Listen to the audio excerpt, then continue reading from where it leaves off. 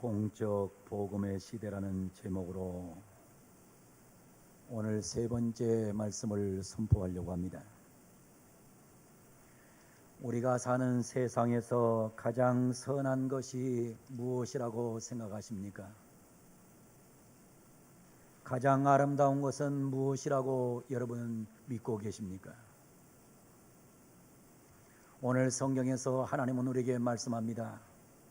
보라, 형제가 연합하여 동거함이 어찌 그리 선하고 아름다운고.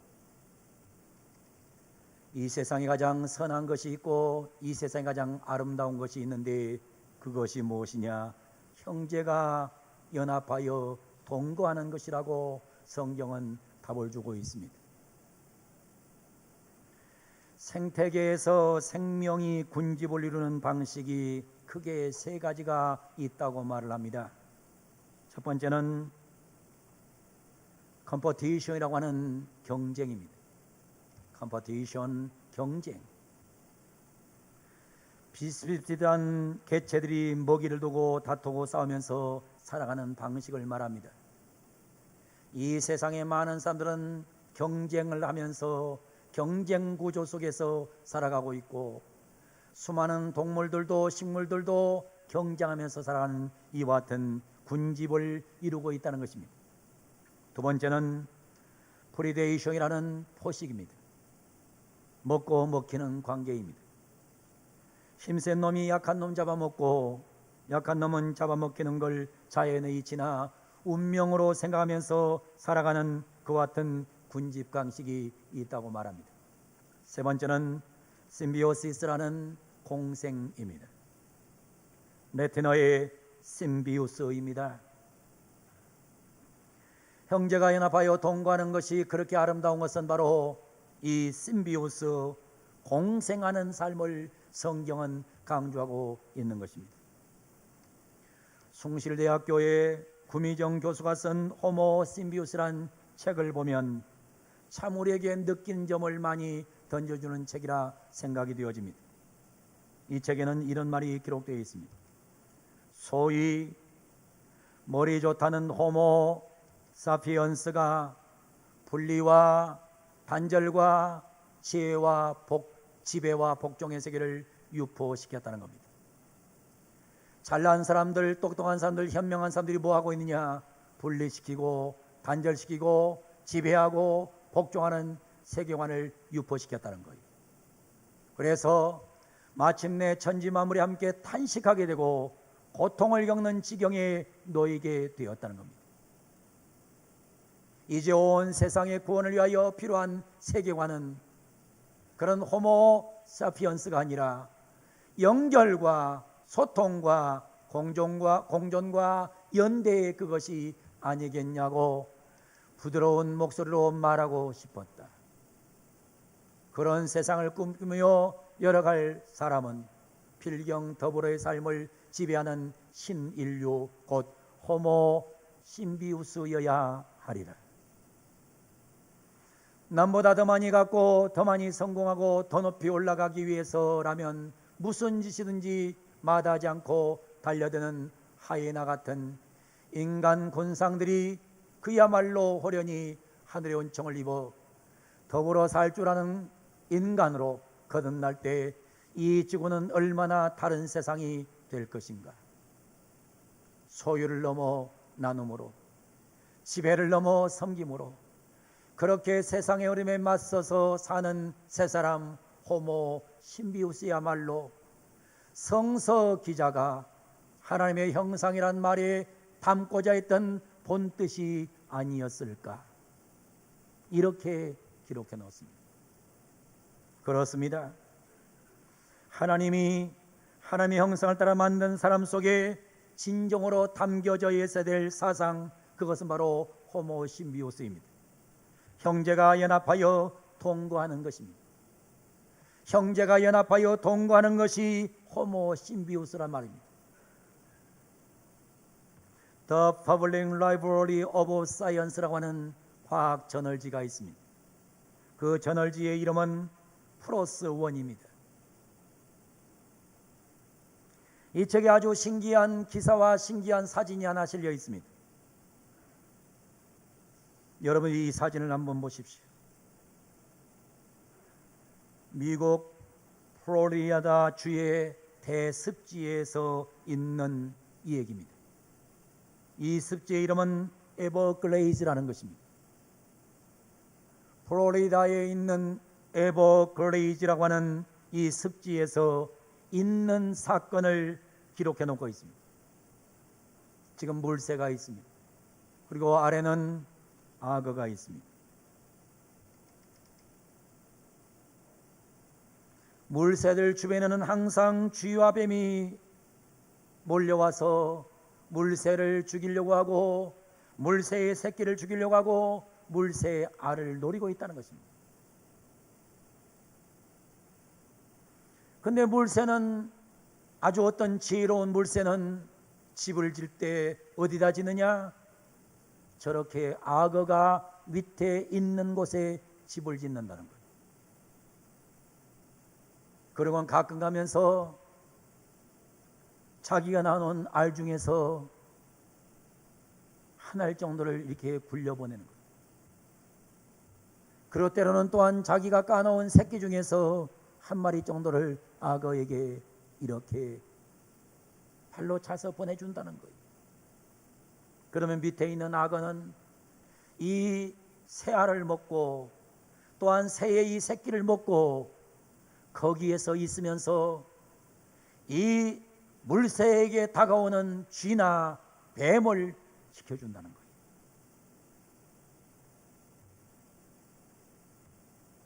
논문의 주 저자인 미국 조지아 대학교의 연구원 루카스 네일 박사에 의하면 새 둥지 근처에 있는 악어들의 영양 상태가 놀라울 정도로 좋다는 거예요. 그리고 둥지 근처에 있는 악어와 비교하면 둥지가 없는 악어와 비교하면 몸 길이도 길고 체중도 대단하다는 거예요. 그런데 더 놀라운 것은 이 악어 앞에 바로 둥지를 짓고 사는 새들의 개체수가 엄청나게 많이 늘어난다는 거예요. 그러면서 이 과학 잡지는 이렇게 말합니다. 악어와 물새도 공생을 하는데 만물의 영장이라는 인간들은 왜 공생하지 못할까? 아니 하나님의 형상으로 만들어졌다고 믿는 교인들은 왜 공생하지 못하고 분쟁하는 것일까? 왜 믿음이 좋다는 사람은 더 싸우고 더 미워하고 더 경쟁하는 것일까? 참으로 아이러니하다 이렇게 말하고 있습니다. 참 아이러니하지요. 여러분 물새하고 악어도 공생을 하는데 어떻게 만물의 영장인 인생은 공존이 힘들어요.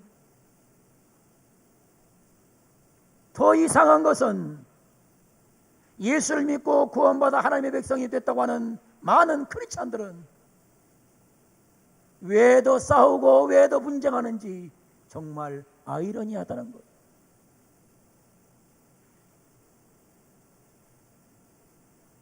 인터넷 과학 신문 중에 사이언스 타임즈라는 책이 있습니다.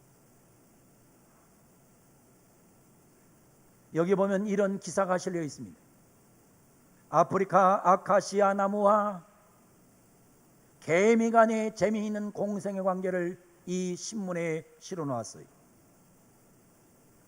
아프리카 아카시아는 개미에게 집을 제공하고 당분을 분비해서 개미를 먹여 살린다고 합니다. 그 대신 개미는 아카시아의 잎을 뜯어먹는 초식동물로부터 아카시아를 보호해 준다. 참으로 신비한 신비우스이다. 이렇게 기록하고 있습니다. 프랑스의 계명주의 철학자 장자크 룩소는 이런 말을 했습니다. 경쟁보다 협력이 가장 좋은 결과를 만들어낸다고 말을 했습니다. 그런데 이 철학적 가설을 1994년 노벨상 수상자인 영화 뷰티풀 마인드의 주인공을 지냈던 유명한 수학자 존 내시는 수학적으로 이것을 입증해내는 데 성공했습니다. 참여자들이 적극적으로 협조하면 파이의 크기가 커지며 결국 개개인의 몫이 늘어나더라는 것입니다. 또한 한 연구 결과에 따르면 협조적 환경에서 일하는 사람이 경쟁적 환경에서 일하는 사람보다 좋은 성과를 내는 경우가 90% 이상 되더라는 겁니다. 그래서 아마 하나님은 그렇게 고백하는지 모르겠습니다. 보라, 형제가 연합하여 동거하는 것이 어찌 그리 선하고 아름다운가. 사랑하는 성도 여러분, 포스트 팬데믹 시대의 새로운 패러다임이 무엇인가를 분명히 기억하시기 바랍니다. 이와에 대해 최재천 교수는 박쥐, 사양고양이, 낙타 등이 우리에게 해를 끼친 것이 아니라 그 동물들에게 먼저 다가가 동물들을 생활환경을 방해한 인간들이 문제라고 지적해 놓았습니다. 많은 사람들은 말합니다. 코로나가 왜 왔는가? 코로나의 통로가 무엇인가? 박쥐 때문이다. 사양고양이 때문이다. 낙타로 인해서 왔다. 근데 이 최재천 교수는 말하는 거예요. 박쥐가 문제가 아니고 사양고양이가 문제가 아니고 낙타가 문제가 아니다. 그들에게 먼저 찾아가서 그들을 살 수 없는 환경을 만들어 놓은 인간들이 문제라는 거예요. 그러면서 이렇게 말하고 있어요. 인간들이 잘 살고 있는 박쥐 서식지를 침범하고 악어고기, 얼룩말고기, 심지어 유인원 고기까지 파는 식당이 버젓이 런던 파리 같은 대도시에 자리 잡고 있는 한 병원균 숙주는 인류에게 뛰어 들어갈 수밖에 없다라고 말합니다. 앞으로도 사람이 정신을 못 차리면 이 땅에 코로나 바이러스 같은 이렇던 바이러스는 계속해서 생길 수 있는 겁니다. 바이러스 백신을 만들고 치료약을 만들어서 고쳐놔도 또 생길 수 있는 겁니다. 그러면서 최재천 교수는 외칩니다. 호모 사피엔스에서 호모 심비오스로.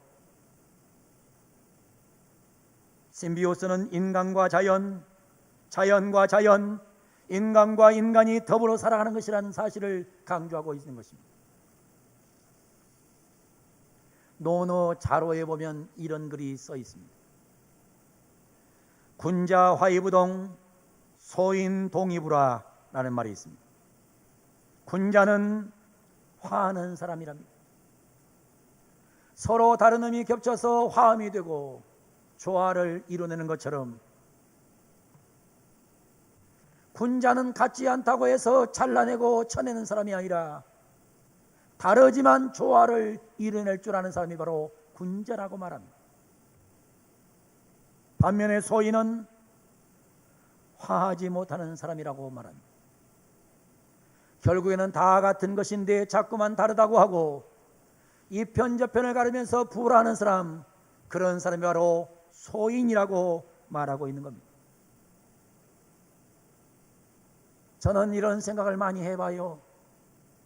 정말 교회 안에 군자 같은 교인들이 많아져야 한국교회가 살고 나라의 지도자가 군자같이 돼야 나라가 되는데 교회 안에 소인이 범람하고 나라의 정치꾼들이 소인들이 정치를 하니까 세상이 시끄러워지는 거예요.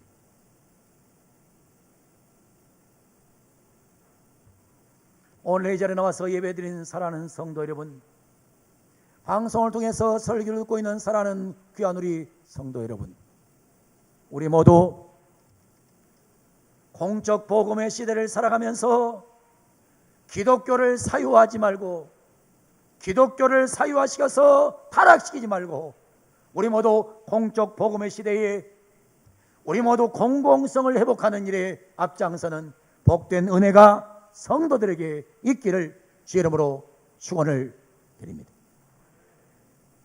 우리 주님은 마태복음 13장에서 말씀하셨어요. 가라지 비유를 통해 말씀하셨습니다. 농부는 밭에 좋은 씨만 갖다 뿌렸습니다. 그런데 나중에 보니까 가라지가 나요. 좋은 씨만 뿌렸으면 좋은 씨앗만 나와야 되는데 이상하게 가라지가 나와요. 그러니까는 종이 주인에게 와서 말합니다. 주인님, 가라지를 뽑아버릴까요? 아니다. 가만두어라. 가라지를 뽑다가 알골 뽑을까 염려가 되노라 라고 말씀하면서 주님은 공생의 복음을 말씀하신 거예요. 성탄의 계절입니다. 우리 모두 공적 복음으로 살아야 합니다. 형제가 연합하여 동감이 어찌 그리 선하고 아름다운고.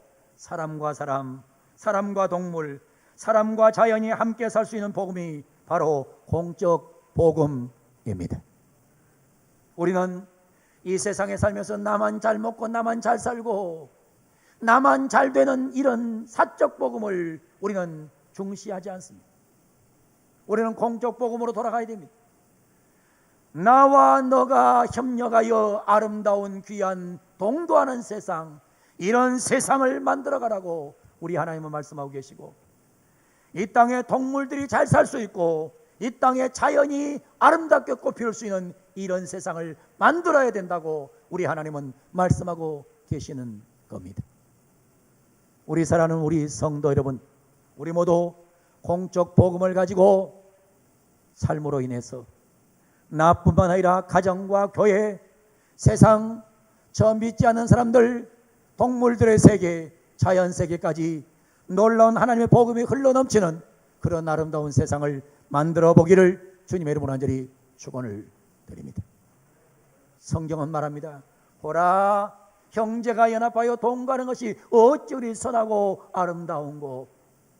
우리는 선함을 추구하고 우리는 아름다움을 추구하는 백성들이에요. 그러려면 우리는 형제가 연합하여 동거하는 이런 아름다운 호모 심비오스의 세상을 만들어 가야 되는 것입니다. 주신 말씀 잘 붙잡고 호모 심비오스의 사상을 가지고 역사를 바꾸는 우리 주하늘교회, 우리 모든 성도들이 다 되기를 예수님의 이름으로 간절히 축원을 드립니다.